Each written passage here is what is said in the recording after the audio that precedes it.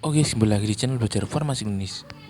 Kali ini saya akan belajar tentang batuk dan flu. Bahasa Inggrisnya cough and cold. Batuk merupakan refleks yang terangsang oleh iritasi paru-paru atau saluran pernapasan. Bila terdapat benda asing selain udara yang masuk atau merangsang saluran pernapasan, otomatis akan batuk untuk mengeluarkan atau menghilangkan benda tersebut ya. Kemudian batuk biasanya merupakan gejala infeksi saluran pernapasan atas atau disingkat ISPA ya. Misalnya batuk pilek, flu, di mana sekresi hidung dan dahak merangsang saluran pernapasan. Untuk batuk juga merupakan cara untuk menjaga jalan pernapasan agar tetap bersih ya. Kemudian ada dua jenis batuk, batuk kering dan berdahak.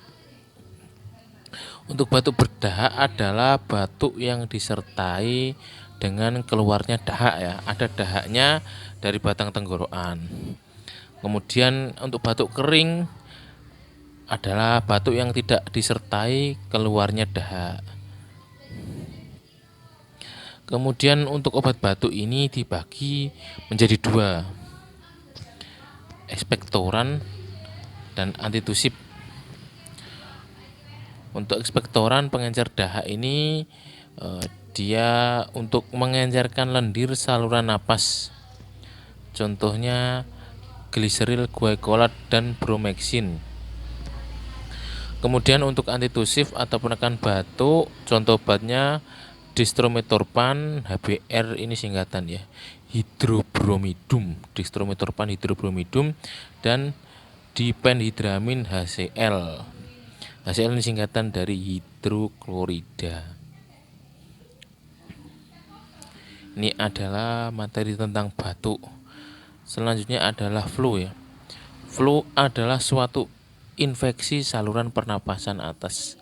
Jadi terjadi infeksi di saluran pernapasan atas. Obat yang digunakan yang pertama adalah antihistamin.